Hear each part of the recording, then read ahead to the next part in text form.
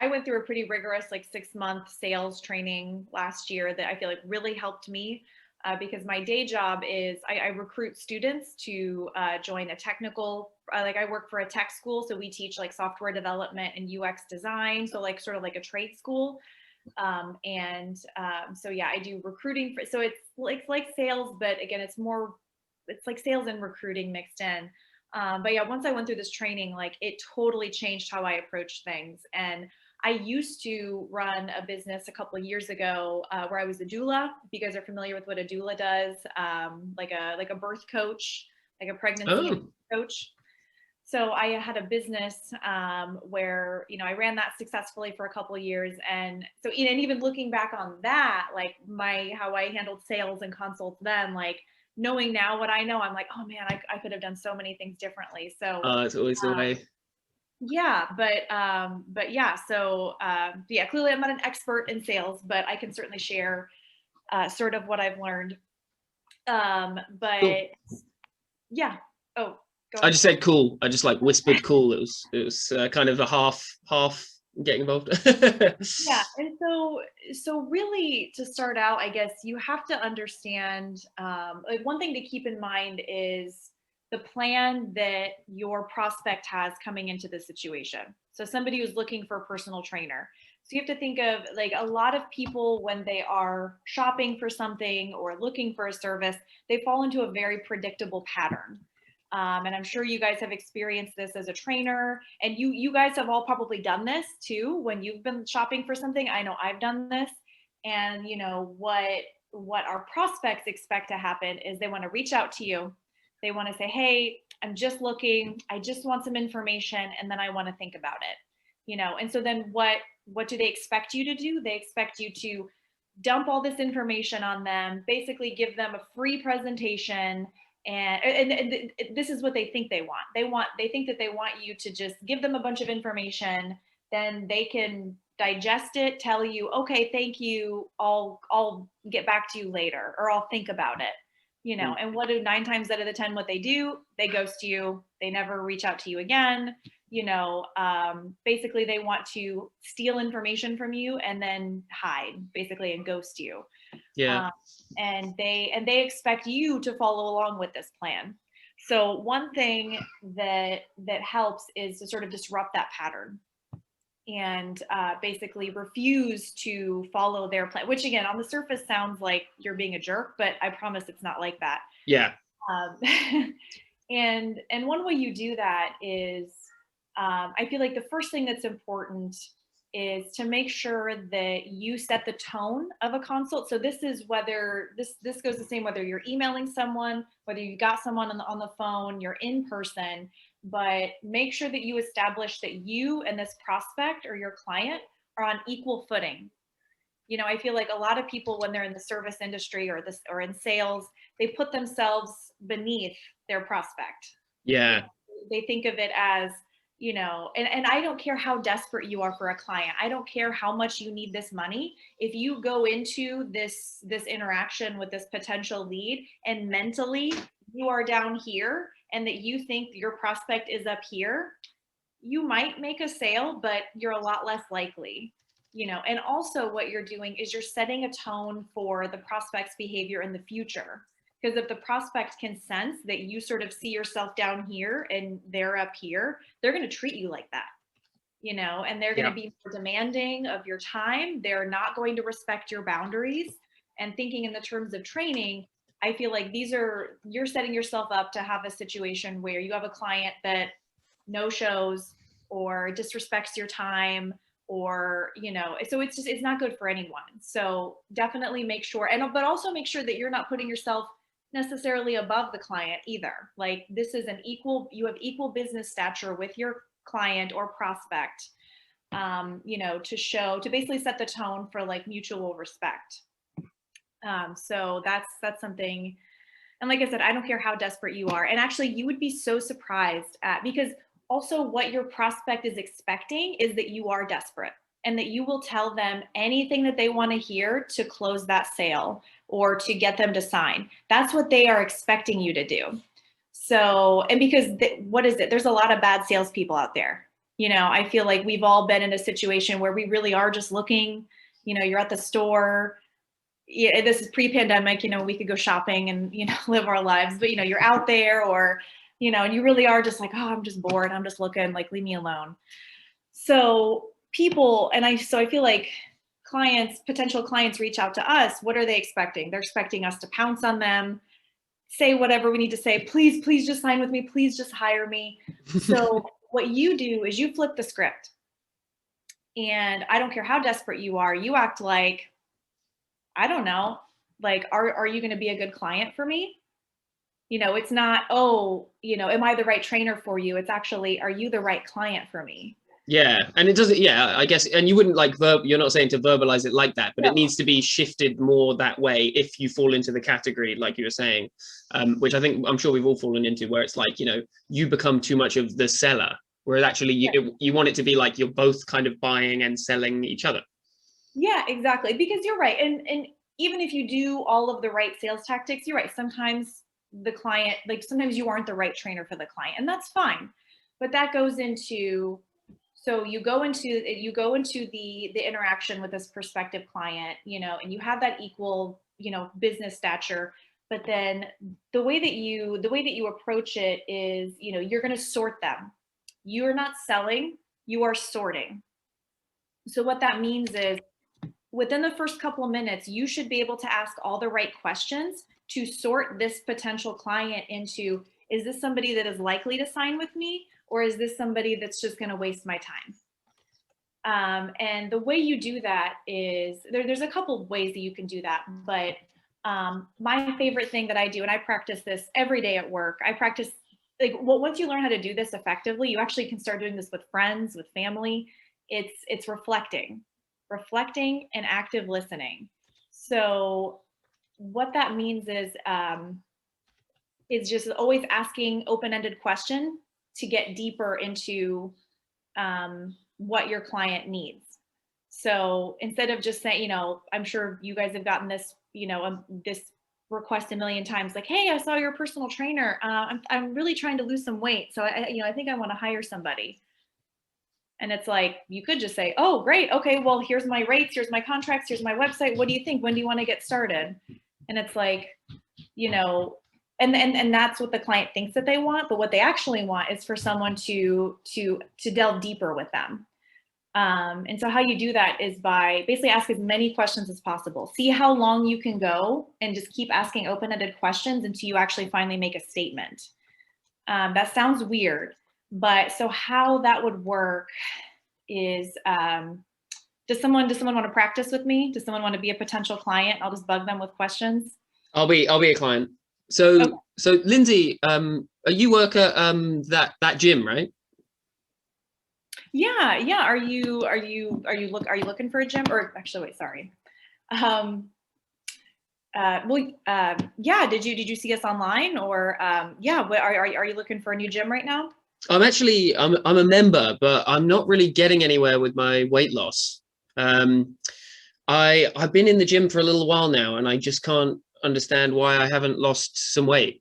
So I'm looking for a trainer. Are you a trainer, right? Yeah, absolutely. But so you said that you feel like you're not making the right progress with your weight loss. Like, what does that mean for you? What does that look like for you? Yeah, so I mean, I've been going to the gym 18 times a week for a couple of hours now, days now even. Yeah, I've been going to the gym a lot, definitely a lot, and I've been eating really good most of the time. Yeah, and I'm just not seeing any progress. Okay, so tell me a little bit. Sorry, I shouldn't have made that so weird. No, you're fine. Yeah, so what sort of goals are you working on right now specifically? So you mentioned weight loss, but what specifically do those weight loss goals look like for you? Yeah, so I just look in the mirror and I see my stomach and I just think it looks too big. Okay. And actually, sorry, this is harder than I thought. I wasn't helping. I don't know what I was. No. What does a gym session look like for you? You're going there really often. Yeah, what does a gym session look like for you? Yeah, so I go in and I go on the treadmill for 20 minutes, and then of course I go on the bike for 20 minutes, and then I cool down on the treadmill for 10 minutes. Great. So is cardio something that you prefer to do? No, I just like to go to the gym. Okay. No, sorry. Okay. I'm also, my brain's a little fried today. Well, okay, so it's because we're having a conversation, but actually it's not that like directed at the exact thing. So maybe we take a shortcut, like, oh, so you're a personal trainer, right? How much do you charge?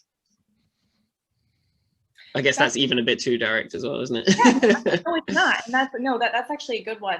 Because actually, so a part of the sales training that I took is to like not shy away from money and put the money out there, on the, don't apologize about your prices. Don't over explain them. Your prices are your prices. And again, if you set that tone of like, oh yeah, I charge $50 a session, is that okay? Then what is it? You're putting that seed of doubt into their mind, like, oh, maybe they are overcharging, or oh, maybe that is a little pricey, where it's like, yeah, it's $50 for a 45-minute session. And I offer packages, this and that. But you get, I guess, so what I mean by reflective listening, so I can share an example of how I do this in my recruiting for my day job. So people contact me all the time and they're like, I want to go back to school. I want, I want to learn a new trade. I'm like, okay, well, what are your career goals? And they share with me their career goals. And I'm like, okay, well, why now? Like, what's going on right now that makes you feel like you're ready for this right now? And basically I just keep asking deeper questions. So like, why now? What have you tried before in the past? What didn't work about other school programs that you tried? What's another one? Do you feel like you have, how do you feel about your availability right now and your ability to commit to this right now? And really, and so the way I see it, like I have quite a few friends that have reached out to me and they're interested in training. And a lot of times like the rabbit hole goes like this, like, I want to lose weight. And it's like, okay, why? And then it's like, usually you can get to some like, sorry, I'm not, what is it? Usually you can get down to, something much deeper, like I have a friend of mine that reached out to me that wanted to lose weight, and I basically reflected enough questions back to her to figure out it was her dad that had died last year from heart disease because he was very overweight. And since then, she's been terrified about her extra weight. She has, her whole family is obese, she grew up that way. And, she just wants to figure out how to make major lifestyle changes so she doesn't end up like her dad or other people in her family, and then we were able to get to sort of that deeper level of, okay, this is your pain point. This is what is making you reach out to me today. And so, okay, let's address that. And then like, when you know that person's pain point in mind, then you can sort of adjust your sales tactic. Does that make sense? Yeah, and you can work out how to best like serve them. I guess that's the same thing in a way. I think with the questions thing, I think an underrated element of it is just frankly that you're not doing, like when you're doing the reflective questions, you're not doing the thing where you we have a funny expression here, but I'll say the normal version, strong arm, where you're not strong arming them. So if they're talking about like their method for weight loss, and it's just really if I'm like, why aren't I losing weight? I'm doing everything right. It doesn't matter what I eat, but I'm running on the treadmill. Obviously, my first instinct, and probably all of you guys' first instinct, is I can really help this person if I make them realize that it's all about food. But like, are they actually going to listen?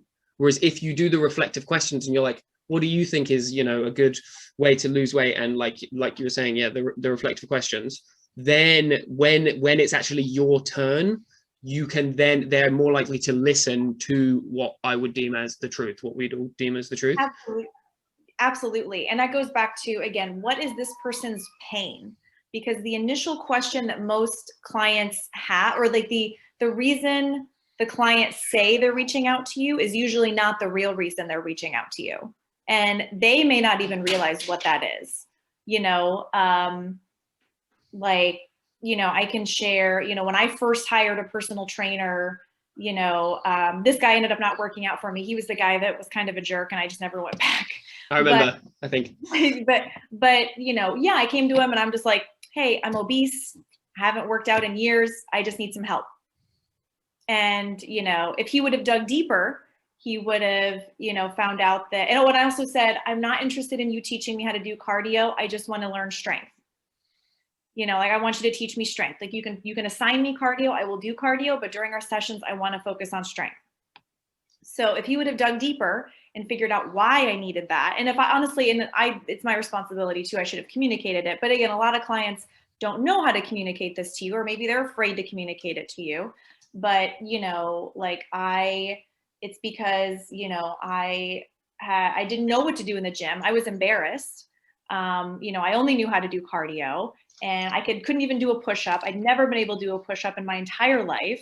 I was always humiliated in gym class as a kid, always made fun of, and I, was very intimidated, very scared. And I wanted someone to compassionately and non-judgmentally hold my hand and teach me the stuff that I needed to know to get strong and also lose weight in the process.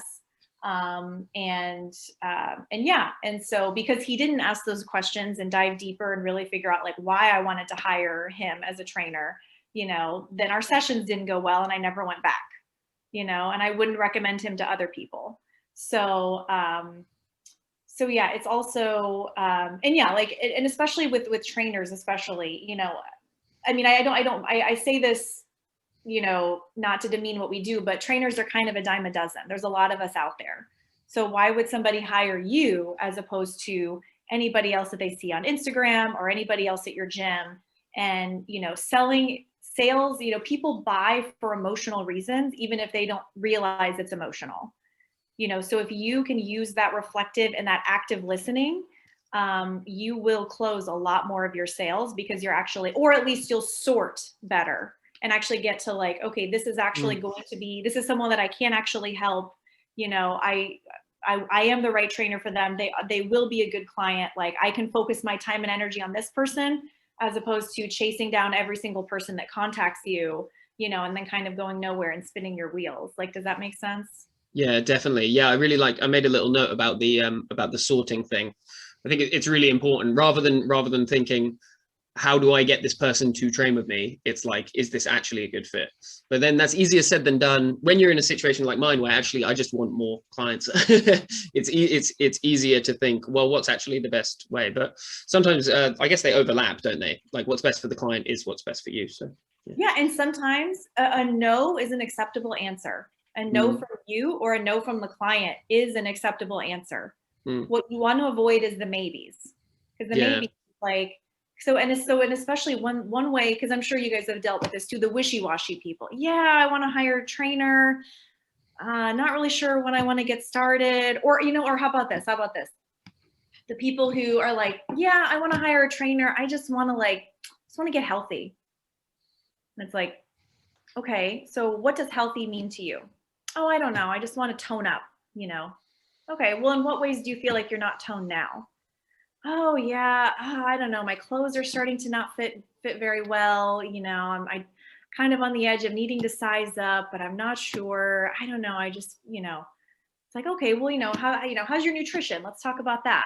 And then maybe they talk about nutrition and it's like, okay, and then you can slowly walk it back and realize like, okay, this is, and you can sort of build their profile, or sort of build up, or you can sort of reveal the whole situation sort of through that reflective, the reflective questions, the reflective open-ended questions as much as possible.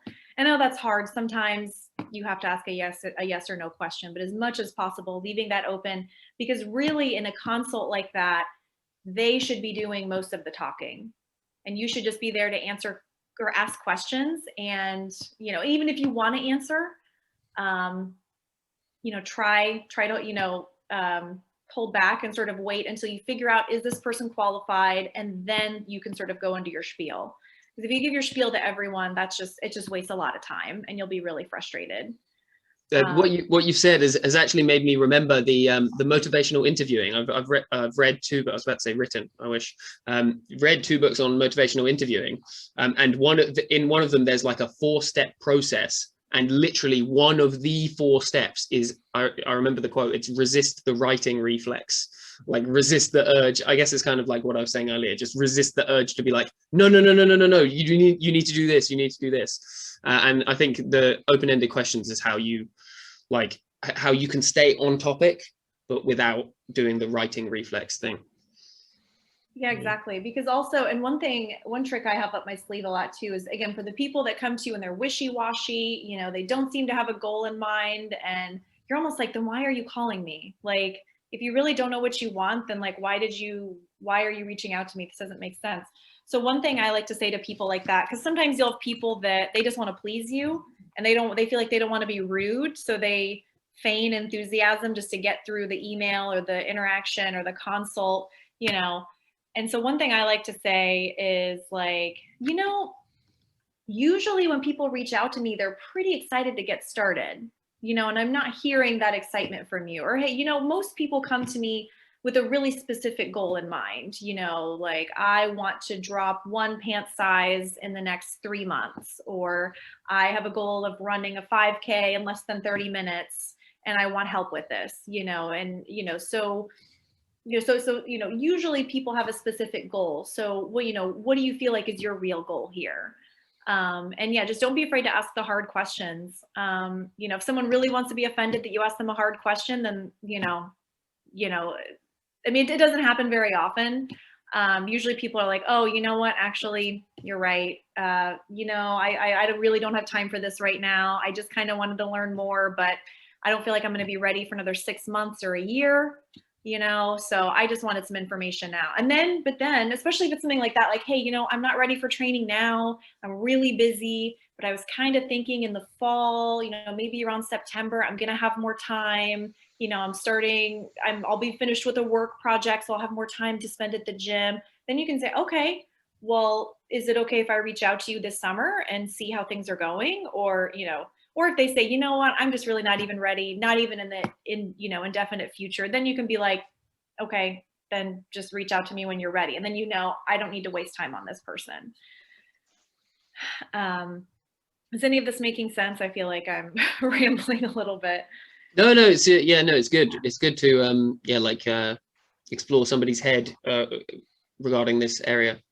It's good. Yeah, something that I would add to that, and probably goes along with the open-ended questions too. But I think asking a lot of really detailed questions is super important too. So even with like this, you know, joke conversation that you and Freddie were having, and he's like, "Oh yeah, I go to the gym 18 times a day." I mean, if something like that actually occurred in a real situation, I'd be like, what? You're going 18 times a day? You know, because nobody wants to look bad, right? So someone might say, oh, I'm just doing everything. I'm working out so hard. I'm eating all the right things. And it's like, you can accept that at a face value. But then when you start asking for the details, then you privately can start making judgments about, okay, what's really going on here? You know, how many days a week are they actually going to the gym? When they're going to the gym, are these really effective sessions that they're doing? Or are they just kind of wasting a lot of time? How closely are they actually looking at their nutrition? So I think a lot of times when you ask those details, you find the areas where something is going wrong, and then you can really contribute to, you know, where they are. Because a lot of times they do already feel like, I'm doing everything. I've been at this for years and I'm just getting nowhere. Yeah, I definitely think that's right, but also within the balance of like just being careful, because I've seen situations like that. That was me for a long time, where I would realize what everybody's problem was. Like, for example, they're not paying attention to calories, and you'd start going on about calories, and then it would go one ear out the other, and you would just be like, I can't believe how simple this fix is. It's for them to stop worrying so much about getting that third workout in every day, and it's for them to start looking at their calories. But there is a way that people just tune information out, and we all do it. We just don't realize that we do it so often because we're tuning the information out. So I think it's and a lot of it. Mm-hmm.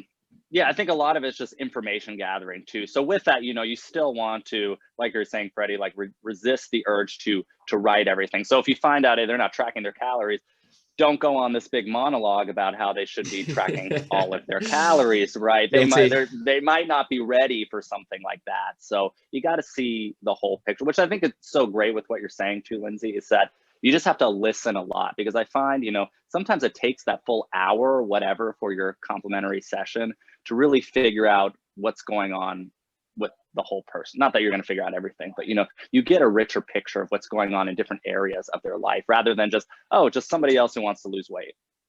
Absolutely. Because I feel like I feel like that's what happened to me with the trainer that I first hired, that just was the wrong trainer for me. I think he had a plan for me. Like, he probably within a couple minutes made a judgment call about me and what was actually what I needed, and that he knew how to solve it no matter what my actual input was or what I actually wanted. And that's just not good for anyone. It's just kind of wastes everyone's time. Absolutely. But yeah, it's just, yeah, so it's the sales training I took, it's actually called Sandler sales training. But yeah, if you guys ever look that up, I know they have a lot of free resources online. It's really interesting. Like I said, it really takes the traditional sales process and kind of flips it on its head. And yeah, like and you actually, part of sales training sort of goes back to sort of what I said at the beginning about being on equal business stature with your prospect or your potential client. But again, you sort of at the end of the call or throughout the call or the consult, you want to make your client feel like you are interviewing them, that you and not in a mean way, but just sort of, that you're trying to figure out, like, if it's a good fit. Yeah, like, is this a good fit? And like, do I even want to train this person? Is this person ready? And through your motivational interviewing and through being an active listener, and there's, and you have to be genuine with it too. Like, it's not, saying words like mean what you say. If someone is like, yeah, so I've tried this for so long and it hasn't worked and blah, blah, blah. And even if in your head, you're like, oh yeah, you're an idiot because you're not tracking your calories and you're just going to the gym and doing cardio 7 days a week. And, even though in your head, you're thinking, yeah, what a dummy, I know how to fix this, be genuine. And yeah, I hear you, I hear that a lot, and that's not uncommon, and you are not alone. That's, this is really hard. Like, I tell people all the time that come to me for advice with nutrition or fitness, and they'll even say like, oh, I feel stupid because I tried to go paleo or I tried to go vegan or this and that. And I'm just like, no, you're right. This is really hard. There's a ton of information out online and it's hard to figure out, what's true, what's not, what's going to work for me. So yeah, it makes sense that you've tried that, and maybe share something like, yeah, I tried this for a while and it didn't work, or, oh, I've been there, it's okay, and then that's actually a good opportunity for you to establish yourself as sort of the expert in the situation and be like, well, you wouldn't say this, but through your interaction, you basically show them that, you're the one that is listening to them, you have their best interests at heart, and you have the tools to fix the pain that they're having, and pain as in like figurative, emotional, mental, not necessarily. Yeah. Because yeah, the pain point might not just be weight loss, even though they think that that's what it is. Maybe it's, a mom who, just wants some control of her life again, and wants to feel like, hasn't taken care of herself in a long time because she's busy taking care of her kids, and now wants to hire a trainer to give her the opportunity to get some confidence back and feel like herself again. And, so if you can tap into that and know like where this client is actually coming from, that can help tailor the rest of your interactions with that client and, help possibly close that sale, get them and not only as a client, but a loyal client. Because, those good clients, what they do, they say lots of good things about you, and I feel like some of the most successful trainers I know, most of their referrals are just word of mouth. Yeah. Has that been your experience too? Yeah, well, Adrian's a good example here. Didn't you say? I think Adrian, you said hi. By the way, you said hello. most of your clients are word of mouth, right? Yep. I don't really advertise anymore. I'm actually getting a little bit busy now. I only have like 3 or 4 openings next week coming up. Nice. Oh. Yeah. And same with Daniel, I think. What you're saying, word of mouth. Your new Just do clients. word of mouth too. Yeah. That's awesome. But going to the emotional thing to add, I mean, one of my first clients, I mean, I was freaking out a little bit in our first session. She literally just had like a breakdown and started crying. And here I am like a baby trainer, like, oh my God, what did I do? You know, but you know, something about the session, you know, I mean, for her, she had gotten divorced like a year ago, and she was just, you know, figuring out her new life and stuff, and she just wanted a little control is what I wanted. And I gave her some exercise, and she got frustrated with it. It was really hard, and she kind of just broke down over it. And you know, I tried my best to be really compassionate and stuff, and I mean, I guess clearly it worked. But I mean, she has been one of my most like loyal clients. Still train her, have gotten tons of referrals from her. So you know, it was like a potentially disastrous situation right there that ended up really good. Yep. I've had a similar situation with somebody, and same sort of thing. Life was really tough, you know, not sure how I'm going to make rent. They're in their model, so they're doing personal training to help them get more jobs. So it was really a case of like, spend money here and don't spend money there. You know, like I have to keep my phone on or I'm not going to get a thing, but maybe they won't shut off my electricity if I like just not pay it for a month, kind of thing. Like really stressful point. Yeah. In the training, same sort of thing, right? Like we were doing, I remember it specifically, it was just not a very simple, but a not too extreme angle, sort of inverted row with assistance from the legs. About 4th or 5th rep in, just started crying. And so just talking and walking was what we did for the next 20 minutes. But yeah, no, I'm echoing your story, Daniel. Yeah. I actually, funnily enough, so there's a client who I was seeing a few months ago, in the kind of between the 2 lockdowns. Chris will know what I'm talking about. We had a lockdown, then it stopped, and then she's come back. So I got a new client this week. But she actually was crying in the consultation because she's seeing a therapist and she's just having like a really rough time and finding it really difficult to lose weight, of course. And yeah, so I can very much feel with you guys' situation. Luckily, I know her well enough that it didn't actually freak me out at all. And there's definitely been worse situations for it. And it wasn't like, you can imagine as a new trainer, like you'd think you may think it's your fault. Whereas I was very like, it was very like, you know, this is just like an unloading of emotions, and actually this is a good thing. Yeah. It really is. No, and actually, I'm so encouraged to hear that you guys have, you know, been through that, and it sounds like you guys handled that really well and with a lot of emotional intelligence. I think that's awesome. Yeah, I think it really, I don't know about you guys, but it like if I see somebody crying generally at all, but especially if it's a client or, you know, in a related situation, then I just get hyper focused, and then I'm just super on the ball. Chris is shaking his head. I'm the opposite. I see someone crying and I'm like, oh, what do I do? What do I do? I mean, you know, I get like that as well, but it's like, you know, you're zoned into the panic. Oh, that's okay. But you know, I've heard. Oh, sorry, Adrian. Oh, I'm just writing out my flow of questions because I have a structure to my open-ended questions. Oh, awesome. I'm just writing it into chat once. Do you want me to pretend to be a client and you can sort of show your process? Sure. Yeah. If that's exciting to you. Okay. So typically before we're on the consultation, I know your name. Okay. So Lindsay, and if you could just tell, like, how did you get to me? Yeah. Like, is this a truly cold call?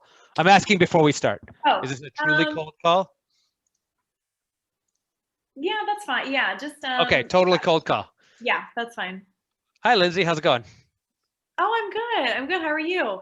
I'm doing really well. So I'm Adrian. I see that you found me through XYZ. Really nice to connect with you today. We're going to be doing a personal training consultation, and I just want to lay out some basics before we really get started. I'm probably going to start by asking lots of questions, but I want you to feel comfortable to interrupt, to ask questions of your own. The more this becomes like a conversation, the better it'll go for everyone. Is that okay? Yeah, cool. I'm down for that. Awesome, awesome. Okay, so the first question that I really like to use is, have you ever done personal training before? No, I'm a little freaked out about it.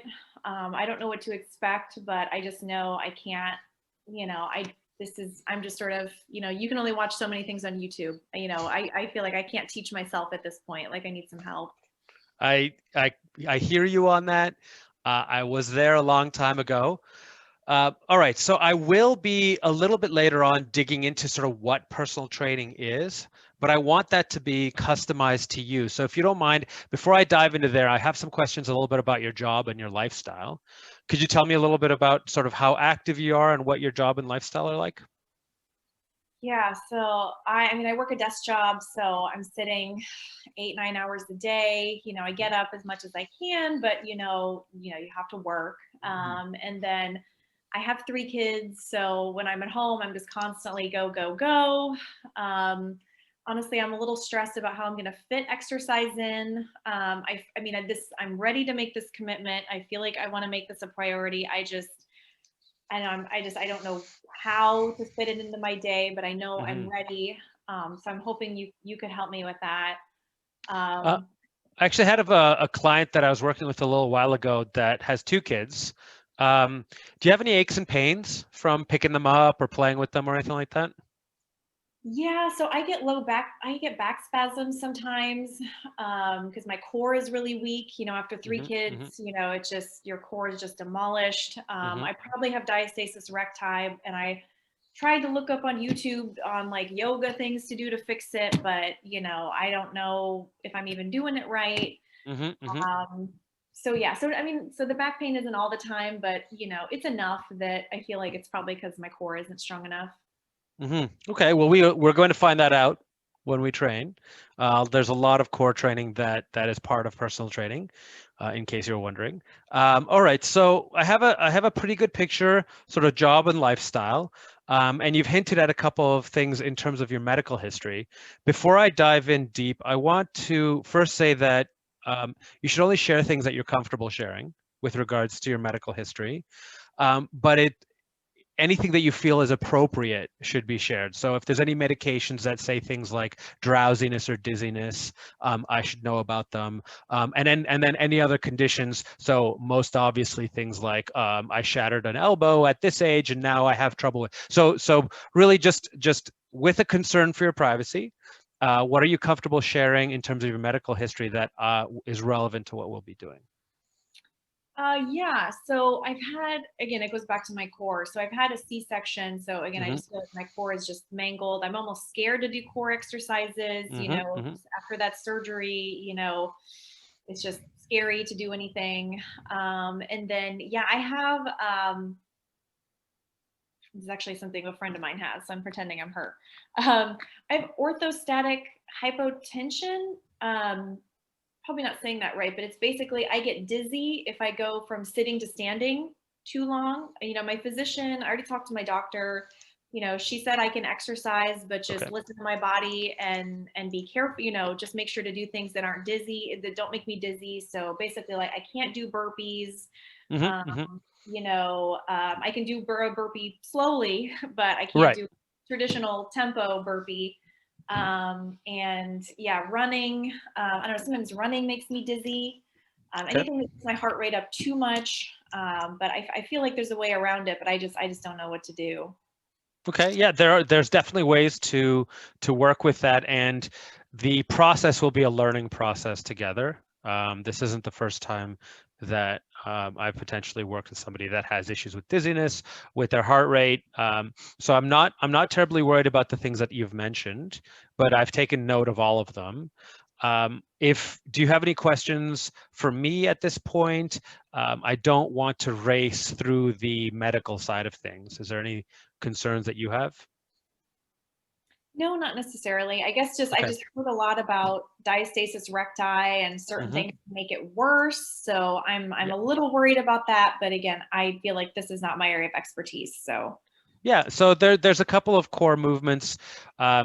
Think about right elbow to left knee, sort of a diagonal line in your body. Movements that function, that do core work in that style tend to help with diastasis recti, while sort of a straight line crunches, they tend not to help very much, or they can exacerbate the separation. Did you get a diagnosis? Like, do you know how many inches it is? How many fingers? Yeah, I think it's about 2 fingers. 2 fingers. Okay, that's definitely from my experience, may not pose much of a problem at all. I don't want to minimize it, but 4 fingers, or over 2 inches, 3 inches, it can get a little bit more challenging. We're going to keep an eye on it as we go. Okay. I think that we can finally pivot into the fun stuff. Your goals. What are you hoping to accomplish? Yeah, so I have 2 daughters, and I really want to teach them body positivity and not body shaming. So I hate to say that weight loss is my biggest goal, but after having kids, I just feel like I'm not myself anymore. So I know I'm not going to be a bikini model anytime soon, but I mostly just want to feel better, and look better in my clothes. A lot of my clothes don't fit me anymore. I'm still wearing maternity clothes sometimes. So I would say weight loss, just at a healthy weight. My goal would be. Absolutely. Along with the weight loss, because we're going to be doing some training to assist with that weight loss, would you say that you're more interested in being strong so you can play sports and do activities like kayaking, or would you say you're more interested in trying out barbell lifts, trying to use like the dumbbells and barbells and things like that? Which of those is more exciting? Or of course, there's a third or fourth option, whatever you come up with. Right. I don't know. I'm just really, I like the idea of lifting weights. It's just kind of scary, It's every time I go in the gym, I just see it's a bunch of really big beefy dudes, and they're grunting and they're dropping things, and I don't see a lot of women over there. So I've always felt like that's not that I'm not allowed in there. But I mean, it looks really cool, and I know some people who do it, but yeah, just I'm intimidated for sure. Well, the gym that we're at, we're pretending we're at a big box gym or even a small gym. The gym that we're at is quite positive. It can be intimidating, but learning how to use the weights and how to exercise there can help to build your confidence. And I'd love to guide you through that. I have an idea, because you seem to be a little bit more open. Can we try different types of exercise for the first little while to see if something clicks with you? So we can try some more traditional strength training. But then, have you ever heard of circuit training? Yeah, I think so. I think the Planet Fitness I used to go to a long time ago had Yeah. like a circuit training area. Yeah, so think about, you have exercise A, B, C, and D, and you'll do them in that order, then cycle back around A, B, C, and D. This type of exercise tends to be a lot of fun for folks that don't want to just sit there and grind on one particular movement. It's also, we can bring the intensity up where you're burning a lot more calories versus just static cardio. Low intensity, steady state cardio, like sitting on the treadmill for 40 minutes. It's not quite twice as effective, but it's pretty close. Okay, so I have, from everything that we've talked about so far, I've got a really good picture of what's going on. And I want to talk about what personal training is, because right at the beginning, I asked you if you've ever done personal training, and you haven't. So here's what it is. Now, do you want me to actually go through that, or do you want me to just skip that part? Because I know I'm eating a lot of time. So thoughts? Keep it going. Like skip? I'm definitely interested in the no skip. No skip. Okay. All right. So personal training falls into 3 time periods that we need to think about. First is the micro, the individual sessions. So they're typically about an hour long, and they follow a general format, right? So you warm up, you exercise, and then you cool down. Any questions about that? No, that sounds pretty straightforward. Okay. So we're going to be working in person. So I'll meet you at location, and then we'll go and we'll work together. The shape of the session is going to be something that we work together on. The second aspect or tier, if you want to think about it, of personal training is structuring a week that makes sense. Right? If you come to me on Mondays at 2 p.m. for 1 hour and that's all you do all week, you're not going to see very much progress. So depending on how often we're training together versus supplementary activities that you're doing, we need to structure a week where you're actually going to see progress, begin gaining consistency, and start seeing results. So that's the second tier or time span that we measure the training in. Okay. Any questions about that side of it?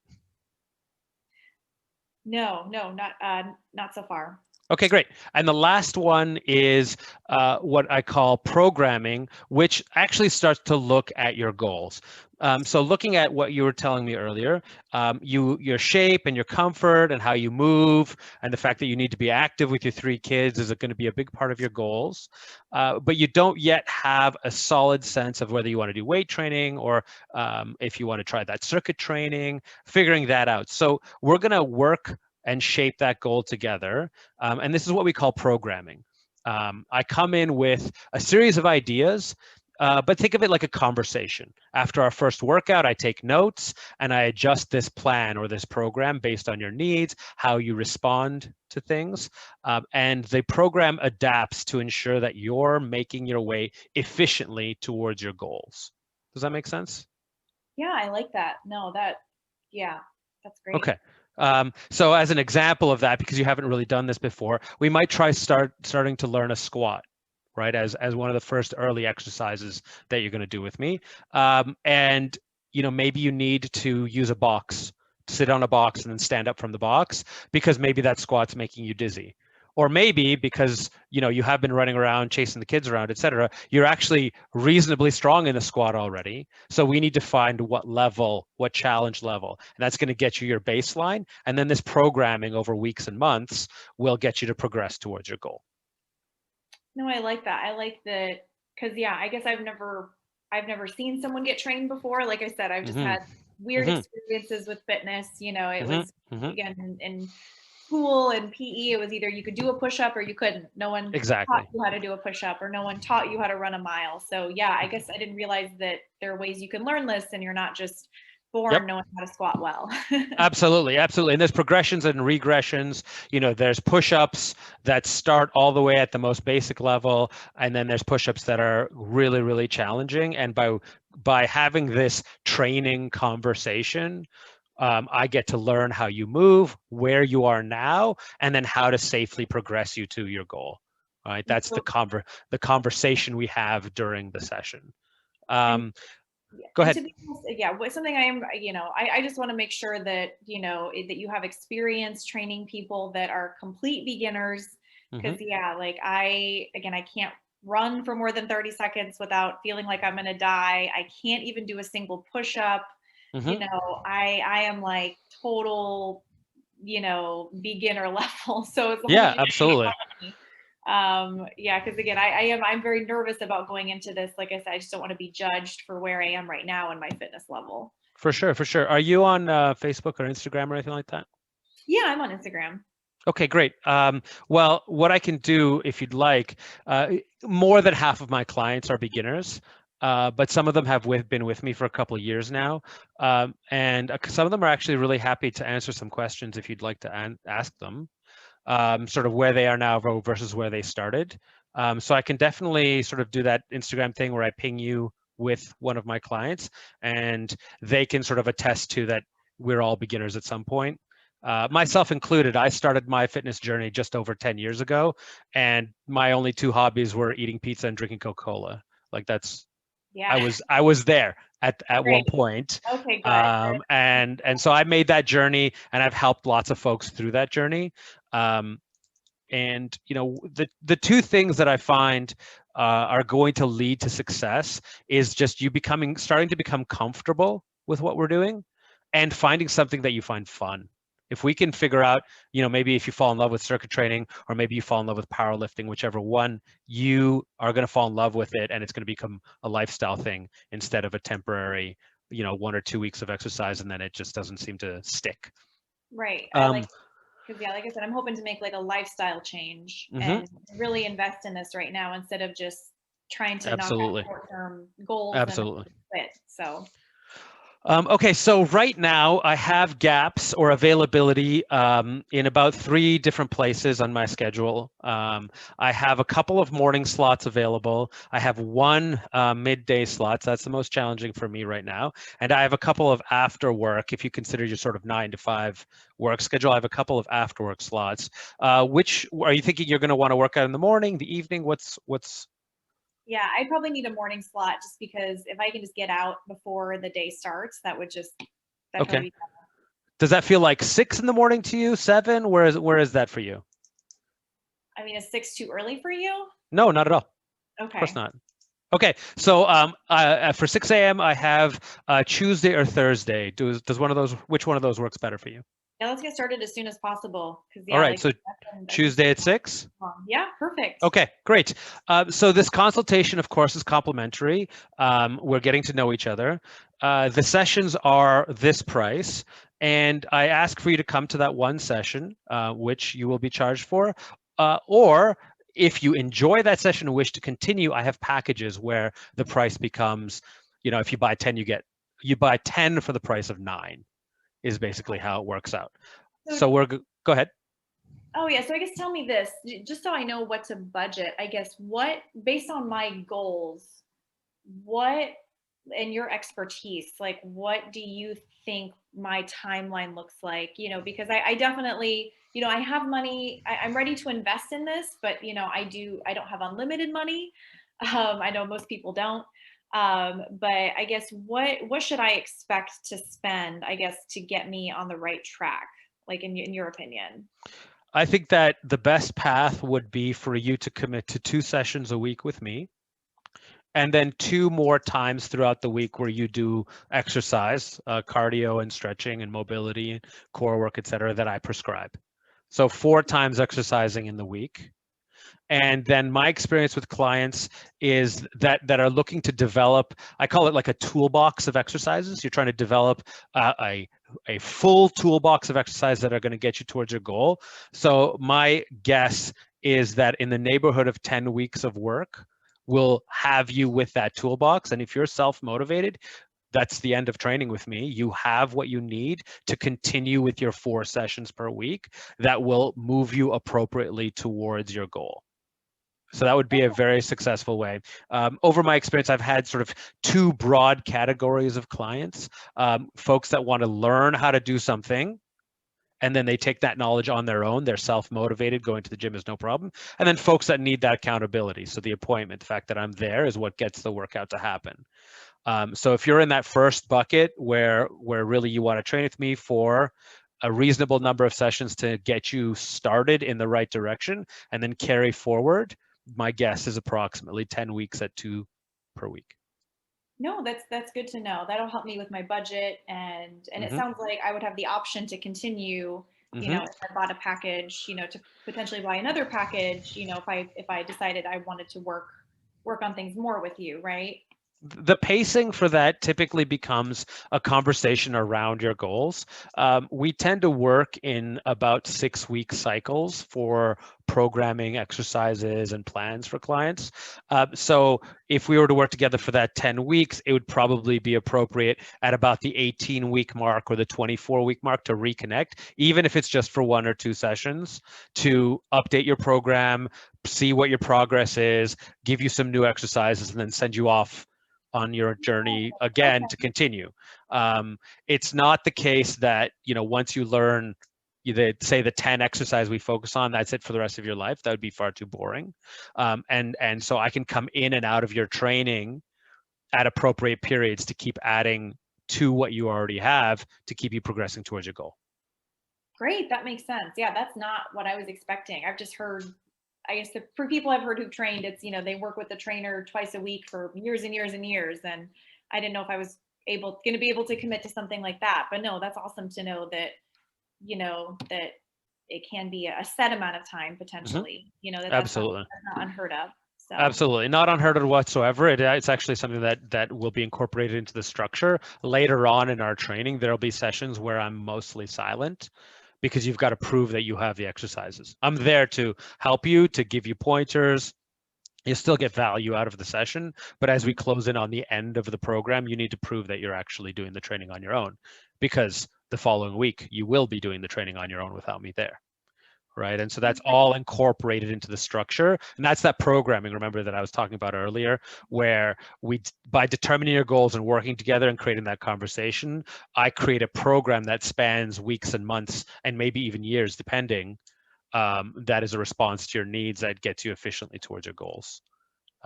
So I have you for Tuesday. We're trying our first session together at X cost. This is the pack. Then after that, you can choose to commit to whatever package if you like the way that the training is going, and we'll just go from there.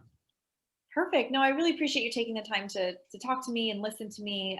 Like I said, I've been thinking about this for a while and was really hesitant about moving forward. But no, it sounds like this isn't your first rodeo, and then it sounds like you should be able to help me get my life sorted out. Hopefully, yes. All right. So you'll see an email with the Zoom, the PDF invoice, all those things to your inbox soon. And I'll see you bright and early on Tuesday, okay? Thank you so much. All right, talk soon. And that would be it. Awesome. That was super valuable. I've got to make another couple notes. I've already made a few. The only thing that a random bit from the beginning that flagged up to me that I remembered that I did was I actually did all my consultations with this piece of paper in front of me, partially so that I just remembered, because it wasn't as well drilled as for me as it clearly is for you. That was obviously. I had paper. I had it in front of me. Right. Okay. I have mine. There was my structure. Okay, fair enough. That's that makes sense. But we'd like collaborate on it, and basically it's just one little tidbit. With the goals, I would find a way to get people to say true goals. Sometimes people wouldn't mention these goals. Is I would have goals that people could give like a rating for. So for example, strength, like cardiovascular, I've forgotten what I called it, but it's something more palatable term. And then there would be these random niche ones, like certain body parts, like, so for example, abs, for example, like somebody's arse. And I would find that people wouldn't say that it's one of their goals, but it is, and they would be happy to put a big number by it, but they wouldn't be happy to like reel it off on their own. So I think having a stock list of goals can help out.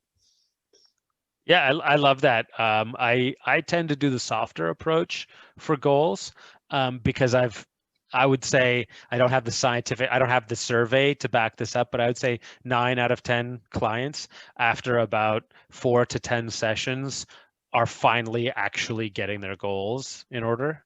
As in they're telling you them, or they know them? As in I've done my piece to provide education so they can form a goal that actually makes sense. Right. I would say most folks that are not physically literate probably don't have the direct goal making skills to make fitness goals when we start. Right. So having a flat stomach is an example of a goal that somebody might say to me, right? But they don't understand that the way that their bodies add and remove fat and the shape of their body with regards to body fat percentage, et cetera, is going to be it has been determined genetically. It's been determined before we start. We don't know what that is going to be. Right. Yeah. And they may not understand that an hour and a half of powerlifting with me might be 250 calories. And then the reward poutine after is 800. And that there's no way they're going to get to a flat belly until they learn energy balance. Yeah. Right. So while they come to me with like flat belly is even like a really soft way of me saying it. If they come to me with a 6-pack, I was like, I want a 6-pack. They may not realize that this is their new full-time job for 6 months. And I'm not even joking. This is their new full-time job, 40 hours a week for 6 months, because they're the type of person that their 6-pack won't be visible until they're in single-digit body fat. Okay. And they just didn't know that. Right. And so the education portion for the first little while, their 6-pack, their visible 6-pack has absolutely nothing to do with their real goals. They have a pair of jeans that's just like they just can't get those jeans on. But if their glutes look good and they could put those jeans on, they'd actually be happy. And the 6-pack has nothing to do with it. Right. Yeah, I know conversation. What you mean, yeah. Right. That conversation. It's like for them, actually, the 6-pack is a proxy for their actual goal. Yeah, Mhm. yeah. It's hard to think up the perfect example, but I know what you're saying. Right. And so that goal setting is an active learning how to set goals, and goal setting is an active part of the first couple of sessions, sometimes even more than the first couple of sessions as a conversation. And it really helps you to get to know the person, right? Because people's goals are very emotional and very personal to them, right? And what they're going to say to you. So, I mean, in that consultation with Lindsay, I, in theory, knew her as a human being on this planet for 12 minutes. How much is she going to open up having known me for 12 minutes? Doesn't matter how smooth I am, right? How slick I am. She's only going to open up so much, right? Yeah. And you felt it. Hopefully, you felt it when you work out really hard. You've got all these great chemicals going. You're Oh, there. yeah. You're present. Your mind is firing. You feel amazing, and you're willing to share and talk. For So sure. really, take that opportunity to do more goal setting and exploration and stuff like that. Like I had a client come in with DR, which was pretty bad, but their doctor said just go exercise, just avoid things like planks and crunches, straight line core work. Otherwise, you're good to go. And so they came in, they thought they were going to do a little bit of Pilates, a little bit of stretching, etc. Fell in love with powerlifting.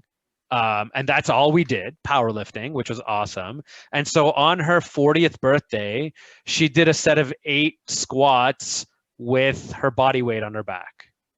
Right. So 100% body weight squats times 8 on her birthday. And I filmed it for her. And that was her birthday present to herself. Right. Nice. When she walked in, she had zero idea what powerlifting was.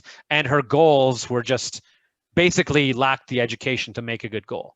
Yeah. No, I know what you mean. Like the goal that they give you. I mean, yeah, I feel like you worded it in a strong way, but it's like the goal that they've given you sometimes it isn't like as congruent with reality as they think it is. Mm-hmm. Yeah. Right. Well, actually, Or go ahead. oh, I was going to say, so I guess how do you guys handle that if somebody comes to you with a very unrealistic goal? Like, for example, it's March and they say, oh, summer's coming up. I need to drop 20 pounds and look like a bikini model in 2.5, 3 months. And I want to hire you to help me do that. Like, and clearly, so yeah, when they're or hey, I want a 6-pack in 6 months and they're at 30% body fat, and you got to get them down to the single digits. I guess, how do you guys handle that when someone wants to hire you for an unrealistic goal? If it was, I actually haven't had somebody come at me with like such a specific goal that's that unrealistic. But I think it'd be important to say how unrealistic it was, and I think my instinct would just be to just say exactly how it is. The amount you can lose. Like there's a limit to it in terms of the amount of time. So if there's a time limit, and if it was truly ridiculous, like if it's truly like 50 pounds, like your example where you're like it's March and they want to lose 20 pounds by summer. Well, actually, I'd tell them like it could be done, but it would just be like probably pretty unhealthy. If you count the first like 5-10 pounds of water weight, you actually could do that. But like, so I guess let's go with the example. Let's like up it. Let's say 50 pounds or something. And then I would be honest about it, but I would say, look, by then we could have lost, let's say, 15. And once you have the habits built up, you'll be able to cruise past it. And I see a lot of people who try and do stuff too quickly and never get there. And I also see a lot of people who build things up, build a really solid foundation, and then 6 months, a year later, they're crushing it, and 10 years later, they're still crushing it. That's the sort of thing that I'd be saying. I have a slightly different answer, but Daniel, maybe, or somebody else. I feel like I talk a lot. I'm sorry. With like an unrealistic goal. Yeah. Someone's going with. Yeah, I kind of the same as Freddie. I mean, I just try to be open and honest. I mean, I'm not going to be like, all right, well, let's just go with the flow and see how you do. And, maybe you'll lose that much weight. If it's something really unrealistic, let's go ahead and talk about what, an expected weight loss would be per week that's going on. And I feel like most of the time people are okay with that because you're being genuine, you're being honest with them, so, and I mean, I don't know. As I said, I think I've kind of had the same experience as Freddie. I've never had someone come to me with just some crazy, ridiculous sort of goal. So yeah, I'm not sure. Yeah. So but the ones like Adrian was saying, that the kind of ridiculous ones, it's not like it's ridiculous like as in ones that you do see a lot of is the classic, like the six-pack one where they think doing the crunches is going to give them the six-pack. That's like But go I on, like Adrian. to use. Oh, sorry. Yeah, no, go Dan. Oh, I mean, I kind of use. I do use a Google form to start out with, just to get some initial responses from people.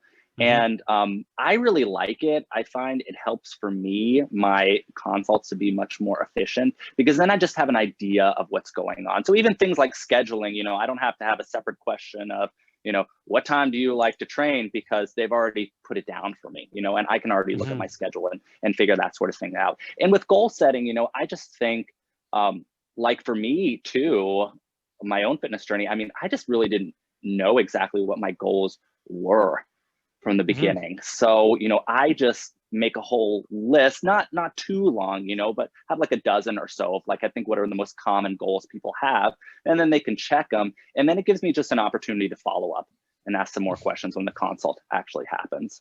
So that's how I do it. My scheduling question is in there specifically as my closer. So I didn't ask Lindsay if she wanted to train with me. I gave her two options, when and the price. Right. So if she follows my line of questioning, she's going to pay me $50 on Tuesday, or she's going to pay me $50 on Thursday. There's no option where she doesn't pay me $50. How can you remind me or us how you worded that again? Or you just went straight into I have a session so my here schedule right now, I have a little bit of availability in the mornings. I only have one slot in the middle of the day, and I have a little bit after work. Which one would you like, Lindsay? I think I'd like to work in the morning. Okay, I have Tuesday or Thursday. When do you want to get started? Tuesday. Okay, this is the price. I'm happy to do a single session, and if you like it, we continue from there. I'll book you in on Tuesday. Okay, nice. Yeah, so there wasn't a yes, no, will you train with me? Yes. When are you training me? Yeah, and then obviously she's free to go, oh, actually, I'm not sure. Right. Of course but it's like you don't need to ask that question for her. It's like she can ask her that question herself. The client can. Yep. Right. So going back to like, so if I would have told Adrian, you know, okay, so basically do you want to come in on Tuesday or Thursday? And I would have said, you know what, I don't think I'm ready to schedule yet. You know, how do you guys handle wishy-washy people? Because I have some techniques for that. Or do you just want me to share my techniques? I think it's because I'm more a little bit deeper in my career and have a little bit of a bigger roster, so it doesn't bother me at all. But wishy-washy is like, you're not up to the level that I want you to be. Like, I don't like training. I don't like training, and I don't like being involved with clients that don't see fitness as an important part of their life. Oh, absolutely. Right. So if somebody's like, you know, I'm not sure I'm ready to start yet, and I say, I completely respect that. Feel free to reach out to me anytime that you like. If you have any questions, you know, right now, please let me know. And then I end the call. I'm like that as well. Even though I'm not as far along as Adrian. If somebody's being like that, then I will back off quite a lot. I mean, I'll just back off entirely. In a way, though, at the place that I'm at, actually, I probably should push a bit harder and probably should follow up more on the people who were wishy-washy. But it's annoying because it's just your instinct is just like, well, this is just not as good compared to, like, you know, if you've got somebody coming in and they're super down for it. The difference is massive for you and for them. So I actually would say that I'm actually like Adrian in that regard, but I probably shouldn't be. I probably can't afford to be quite as like that. But it's just, once somebody's started going down the road of, oh, I'm not sure, the worst thing you can do anyway is be like, no, come. So it's like, it'd be lose anyway, I figure, to like keep pushing them on it. Do you ever give people, like, say, like, one or two opportunities to, like, come and actually do the session? So say, for example, you're booking for a session, they don't turn up. Do you give them, like, one more chance? And if they don't turn up, you're like, wait, they haven't paid you for the session? Yeah, so for example, if you do like pay per session. Yeah, you pay me before you show up. You do it before they show up. Oh yeah. But I mean, I've done both, where it's like a consultation and then they pay. But it's kind of the same thing if they. So in your example, let's say they've booked a consultation and they don't show up, for example, or if you're doing the first one, so it's still like that example would still work. So say yeah, if they don't show up to the free consultation, would be an equal question, right, of what you're asking. Yeah. It's like were you going to say more? Sorry. No, so yeah, I was just gonna say, if they don't turn up, do you give them like one more opportunity to turn up to whatever it is? I do because I'm just like, yeah, I do, but in a way I'm like, this is not a good path I'm going down here. What do you guys do?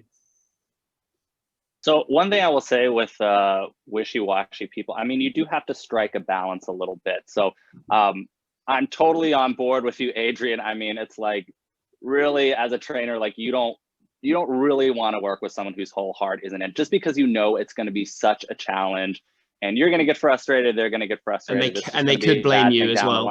Right. But also the reality of the personal training industry as well is that, you know, a lot of people are going to work for gyms and you're going to have to make sales at the end of the day. So you don't want to just be in this position like, oh, well, you know, I'm only going to train with people who are ready to train with me. I mean, at the end of the day, you do want to get people in. So, you know, part of my mindset with it as well is just, you know, I think if there's somebody who's wishy-washy, it is kind of my job as well. Not that I want to be like, you know, I'm totally in charge of their emotions, but it is kind of my job to navigate that wishy-washiness as well. Like, what is really going on with you? Because this can just be a pattern. Like, you know, this person, I just, you know, accept that they've come here and they do really have training goals, but maybe they just don't know how to organize their life in such a way to really make it happen. So that's something that, you know, I would probably ask some follow-up questions like, okay, well, what are you still thinking about here? What's on your mind? What's really going on? And maybe they say, well, I'm just, you know, just so worried because I'm worried I'm not going to have time or whatever it might be. It just gives me the opportunity to dig in a little deeper. And I still might not get a commitment from them at that point, but hopefully I'll see them a lot later, especially when I was working at the gym. You know, they might just come in and work out on their own. Gives me a chance to say, hey, how are your push-ups coming along? And, you know, just keeping the doors of conversation open. Yeah, no, Daniel is absolutely right. So there is a way psychologically that you can sort of press deeper with people who are wishy-washy. Because again, I do it all the time too. Like, I think we've all probably done this when we're shopping for something and we're just like, no, we just want some information and then, you know, let me think about it, right?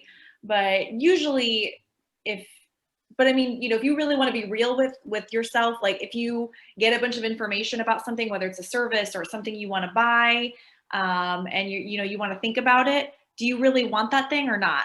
And the thing is, the answer is usually no. I mean, sometimes there could be something holding you back, but so really pushing back. So what I do is, so yeah, someone's like, well, yeah, you know, thanks for, you know, that all sounds great, but you know, I'm not sure. I need some time to think about it. And, you know, a good follow-up question is like, no, hey, I get it. Like, what do you feel like is holding you back today?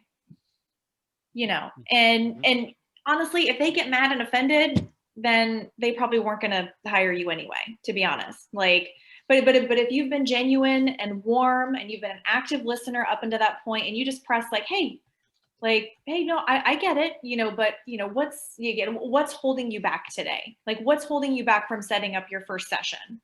You know, and that's where like what Daniel said, you know, the floodgates can kind of open. It's, oh, well, you know, I'm actually really nervous. I don't even know when I'll have time. And it's like, okay, well, let's talk through that. You know, what you know, and then you can say things like, okay, well, what does your weekly schedule actually look like? You know, talk to me about what your daily schedule looks like. You know, maybe I can share. So again, I hate to always come back to the busy mom situation, but you know, a lot of busy moms like to hire trainers, or moms hire trainers, or women in general who are busy. And, you know, it's like, okay, yeah, like, well, here, can I share, you know, I've trained other busy moms before. Can I sort of share what some of my other clients who are moms have done and been able to, you know, and how they've been able to fit, you know, time for themselves in their day. Or it could be, oh, hey, I have to talk to my partner about this. You know, I hear your rates and it sounds like your rates are worth every penny, but this is a big financial decision and I need to, you know, assuming they have a partner, you know, oh, I really need to talk to my partner about this. then that could give you an opportunity to say, okay, if that really is the case and that's not just an excuse, then you can offer, hey, you know what, why don't you bring your partner in? Why don't you guys come in? And, I'd be happy to talk to your partner about this, if your partner has questions, or, here's my number. If you have your partner, feel free to text me questions, or your partner's welcome to call me. Or honestly, maybe they might say, you know what, like, hey, thank you so much for this consult, but you actually are a little bit out of my budget, and that's maybe where they might reveal what their actual budget might be. Like, I can really only afford, again, I'm just throwing out random numbers. I can really only afford $40 a session. You're $60 a session. I really need to find somebody that's more in my price range. But honestly, if that happens, then I hate to say it's your fault, but it is kind of your fault for not having your prices up. I'm a big proponent of just like transparent pricing. Like, people should be able to go to your website and just see exactly what you charge and have there be no surprises. But yeah, so it really just gives you an opportunity to, it gives your lead an out, or it gives your prospect an out. If it's like, what's holding you back? Oh, I just, now that I think about it, I actually think maybe I'm not ready for this. And I really just need to, it's a really busy time at work, and, it just gives them a chance. Yeah. Either gives them a chance to either get an out, or to actually show you what their pain actually is. Yep. Which like what Freddie said, what Daniel said to you, it's like what the problem that they bring to you is usually 9 times out of 10 is not the actual problem. Like I said, it's not the 6-pack. It's that their favorite pair of jeans is or they're a little too tight. They just want those jeans to fit again. Yeah. And vice versa. I found actually us bagging on the 6-pack thing. I actually find it's the other way around a lot of the time. People are like, no, I want to get fit, I want to get healthy, and then you find the actual goal is for them to look in the mirror and there's a 6-pack. So yeah, it works both ways. Yes. Good line of questioning that I heard was asking someone like a goal, like way down the line, like in 6 months. So they really start thinking where they want to be in that time. Like, what is your dream situation, dream goal in 6 months time? And then, they answer it. It depends how far you've already probed into that point. You might be able to figure it out, but you still ask them. And then later on in the consultation, you say something like, all my successful clients are people that really prioritize that 6-month goal. And are really ready to commit to it. And then you say, are you ready to do that? And then they will then think, oh, well, am I? And if they're like, yes, then you pretty much sold them. Yeah, like really brings some urgency into the equation. Yeah, are you ready to do that? Are you ready to start now? Yeah, and 6 months is a good time frame because you can actually fulfill that. Like if they want something in a week, it's like, well, unless it's just for a week to have passed, you're not really going to hit the goal probably. But 6 months, you can really hit it. And yeah, I like the sense of urgency, which I haven't got as much with them. So yeah. Well, the urgency can also just be, and I don't know how you guys feel about this, but that also goes into that, again, it goes back to that attitude. Your attitude going into this consult can make or break your consult, and can make or break whether you're going to close the sale or you're not. And having the attitude of, I don't need this client, can help you close that sale. Like, it doesn't mean you're rude, doesn't mean you're dismissive, but basically, because again, you can remember these leads, and this is whether you're buying a car or you're hiring a personal trainer, you as the buyer assume that the seller is going to lie to you and say whatever they need to say to you to get you to sign. So if you basically flip that script and flip that expectation and actually come in with, and you're genuine and you're authentic and you're actually listening to them, mostly letting them talk, and like I said, a successful consult is when you talk about 25 to 30% of the time and your lead talks that 70 to 75% of the time, and you are listening. And that seems counterintuitive because you're like, well, no, they wanted to talk to me because they want to hear what I have to say. And it's like, that's what they think they want. That's no. Yeah, but they want to be heard. Yeah, they want to be heard. So if you make them feel heard, they will, then basically if you have the attitude of like, that I don't need this client, great. If they want me, I'm here. But, then they'll feel that urgency, and they'll get that sense from you that like you're not desperate for their business. So that'll actually make them want you more. There's a really good quote for this, which is I think it might be from the Bible, but it's the hungry don't get fed. So it's basically, if you were like really needy for a client to sign with you, then you look like less attractive as a trainer, for example. The hungry don't get fed. Yeah, I think it's interesting. Actually, well, in my day job, I schedule interviews. So these are prospective students have to schedule an interview to talk to me. And, you know, sometimes these people try to play around. They schedule interviews with me. They don't show up. And then, or they try to say like, oh, can you just call me in 20 minutes? And I'm like, no, you can schedule, you know, it doesn't matter if I am free in 20 minutes, you know, sometimes I am. I'm like, you know, I have a lot of other students that I'm talking to who are actually scheduling time with me. So I will need you to schedule time on my calendar and show up for that interview. Like that is how you know, basically setting boundaries and rules for how people communicate with you, and not letting these leads just potentially walk all over you. And the people that aren't going to be good clients anyway, or good customers, they're not going to respect that. They're going to be mad about that, but bye. You know, you don't want their business anyway. But the people that are going to be good and sign with you and that you're going to enjoy having as a client, they're going to respect that. They're going to respect that, you know, you don't necessarily need their business, but you want to work with them. You know, that you feel like that you have the answer to the solution to their pains, whatever those pains are. And yeah, it just sets it up psychologically, you know, just to benefit you and the lead as well. So yeah, I definitely went a little bit more to the buy with what I was saying, and I think it's been just my experience recently, but also I'm confused as to what you meant by the buy. Well, because when I responded to the whole wishy-washy thing, I was like, okay, you're wishy-washy, see ya.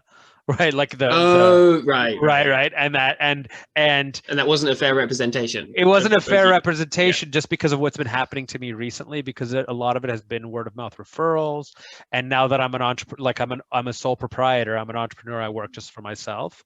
A lot of folks that have come to me have already decided to train. Like, it's usually a little further along. The gym setting is very different. The gym setting is very different. When I worked at a big box gym, 100% I echo what you're saying. Very, very good points. And there were times where people would come back 6 months later after a good consultation that didn't lead to a sale and then sign up. Right? Like, I had that consultation then and I just wasn't feeling ready and I felt scared, but then I started hanging out at the gym a little bit more, and I realized that the gym was actually, you know, LGBTQ friendly and people weren't making fun of me for being here. And, you know, now I'm ready to sign up for training because I feel like this place is actually safe for me to come and train. Or, you know, I joined a class this morning and every single one of the other women there was also a mom. I feel way more ready to commit to something. Right? You know, and my partner, whether it's a, you know, $15 dress or a several $1,000 car, there's going to be, I sleep overnight. Right? Anybody that tries to close sleep on the decision. Anybody that tries to close her in the moment and doesn't offer sort of like a follow-up the next day or something like that, like, oh, you're interested? Okay, I can hold it for you. Give me a call in the morning if you actually want the dress. That will work, right? Anything that leads to an attempt to buy the dress right now, and then she's cold, she's off, right? Yeah. And she's pretty blunt about it. She's not trying to trick anyone. She's like, oh, I really love it, and the way I do this is I like to try things on, and then I like to come back the next day. Yeah. Well, so go on, Lizzie. No, so that actually goes to, there's a whole other aspect of sales training, which is like psychologically profiling people, which that was a whole other multi-hour discussion. We don't have time to get into that, but like, you know, like, have you guys heard of the DISC personality profile, the DISC? So yeah, it's but yeah, a lot of sales training can come into, like, people generally fit into like certain categories, and then based on those like psychological categories, you can like adjust your sales process to them. You know, like some people, so Adrian, it sounds like your partner would be so in the DISC profile, your partner would probably be a C, which I forget what C stands for. Conscientious, concise. Careful, maybe. Careful. But yeah, so those are the people that come to you. They've already done their research. They say Cautious and reflective. there we go. Yeah. So but they're also the people that come in and they like the facts. They don't want to talk about their feelings. They don't want to talk about, they're just like, listen, so in terms of personal training, you've got like, well, listen, this is what I'm dealing with. This is what I've read about personal training. This is what I'm interested in. Go. Like, what do you think? And then they want to collect that information, and then they're like, okay. And then either they're ready to sign that day and say, yes, okay, you affirmed my research. Great. Where do I sign? Or great, you've given me more things to think about. Please contact me again in 24 hours and I will have my answer for you. And they will answer the phone when you call them or email them or whatever, 24 hours, and they will have an answer for you. Yeah. So, and usually, and then there are some people that, like, what is it? But yeah, no, yeah, look up the DISC profile. It's DISC. There's actually tons of you can take like quizzes to see what your style is. And you can be 2 styles. I am a high D, if Adrian's familiar with the DISC profile. Ds are just like determinative, like once I get something in my mind, I'm going to do it, not really going to spend a lot of time thinking about it. It doesn't mean I'm reckless or impulsive, but like I do some research, I decide, yep, this is what I want to do. I've already decided I want to hire you as a trainer. Like, again, just talk to me, make me feel good a little bit, and then I'll sign. I'm ready to buy, and like, I don't need to talk to anybody else about it. Like, don't ask me if I'm sure. I'm sure. I bought a house in 34 hours. Yeah. I'm similar. Yeah, no, actually both the house we live in now, bought it in less time than that. Yeah. Yep. But yeah, I know that's a lot of information all at once. So clearly I can't compact like 6 months of training into like 90 minutes, but right. But I hope I've given you guys some takeaways.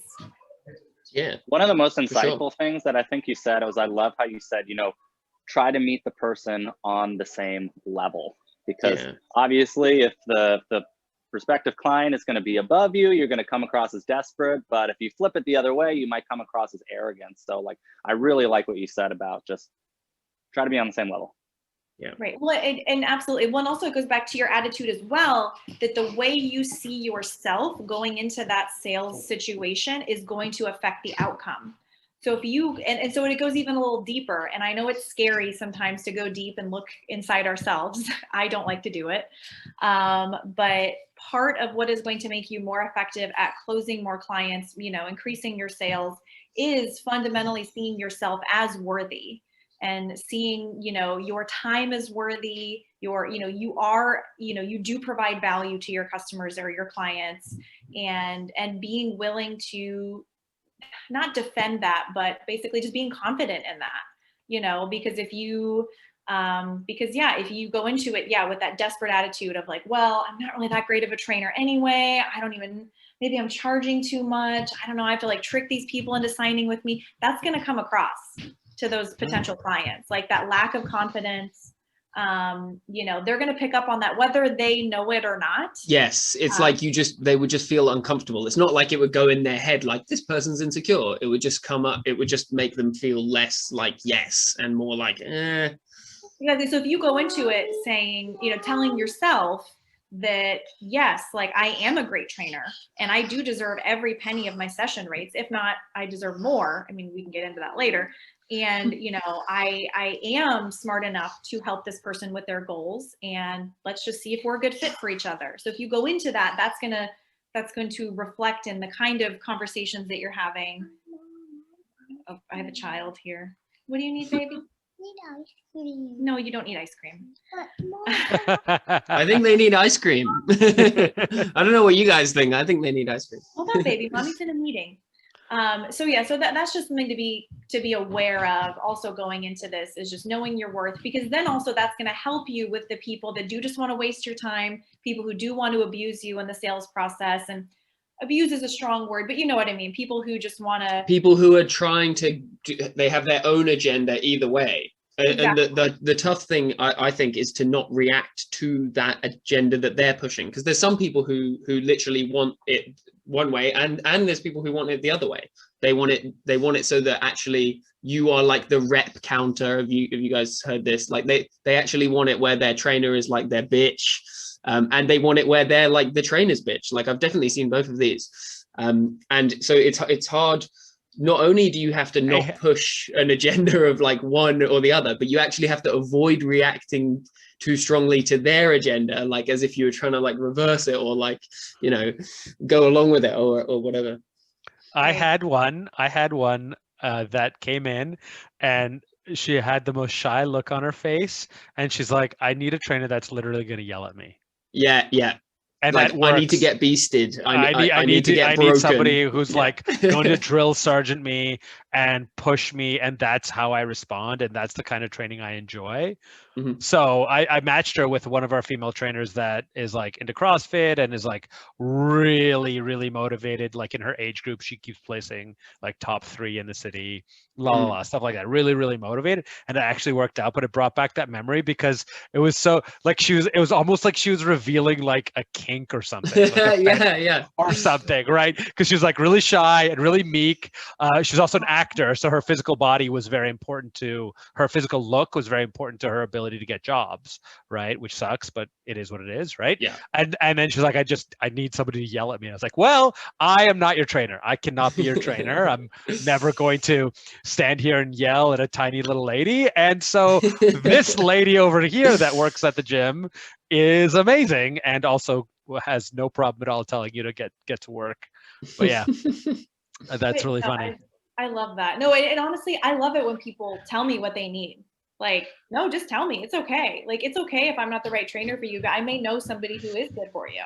Mm-hmm. You know, but going back really quick to like not letting people walk all over you in the interviewing process is I like to follow a philosophy of like no one here is offended by the F word, are they? No. Yeah, well, I mean, I wasn't sure. You guys seem like a very delicate, fragile bunch. I mean, I am very delicate and fragile, but yeah. I like to follow the philosophy when I go into a sales interview is fuck around and find out. So I basically go into it, you know, with that like, hey, we're on equal stature. I'm here to help. Like, you know, let's just get to the bottom of this. Someone wants to fuck around. They're going to find out that like, I don't put up with that. Mm-hmm. So what that looks like is if people try to abuse you in the process, waste your time, talk down to you, interrupt you, again, fuck around and find out. I don't have to talk to you. I don't remember you're going into it saying, I don't need this person as a client. I don't need your business. You're going to be an asshole to me. Like, again, bye. And I know that you're, you know, sales goals, this and that.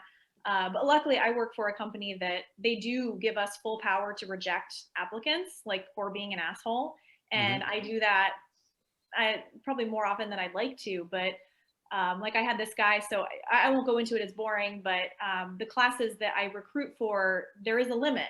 There's the cap, like, you know, and I let people know that, and that's not a sales tactic. It's like, we only have, you know, room for 100 students for this class. So, you know, and hey, like there's really only 10 seats left. If you want a seat, you got to let me know. And there's this one guy who was borderline abusing me through the whole process, was talked down to me, interrupted me a couple times, but then I'm like, well, this is kind of like a young guy, he probably doesn't know, I'll give him a chance, you know. But then he kept saying, but then I'm like, hey dude, there's really only 10 slots, like if you want it, you gotta get this now, like I'm serious. And he's like, well, I don't know, maybe I'm too, basically he's like, I'm too smart for this, I'm too good for this. And I'm like, okay, well, when you're ready, you let me know. And then like a week later, he's like, hey, so yeah, I did some digging or whatever, and I'm ready. And I'm like, you're on the wait list now. I told you last week there were 10 spots left, and we'd been talking for 2 months about this. Like, you know, I told you. And yeah, he fucked around and he found out. His tune should have that on your doormat, Lindsay. His tune changed immediately. He went, I wish I would reveal private student information. I wish I could send you his text, like, because his text went from like, well, blah, blah, blah, blah, blah, blah, blah, blah. And the second I was like, oh, unfortunately, there is now a wait list for that class. So your next opportunity is to join a class starting in May. And immediately his tone was, oh, I am so sorry for wasting your time. I should have listened to you. I really felt like this was the place for me, and blah, blah, blah. And I'm just like, bye. That's pretty satisfying. Yeah. But the way that could translate into training is like, let's say, like I know those evening slots, the times where you do open yourselves up for like after hours training, like after 5 p.m., those times can be pretty, those can be some of your busiest times or your early, so thinking of your peak times.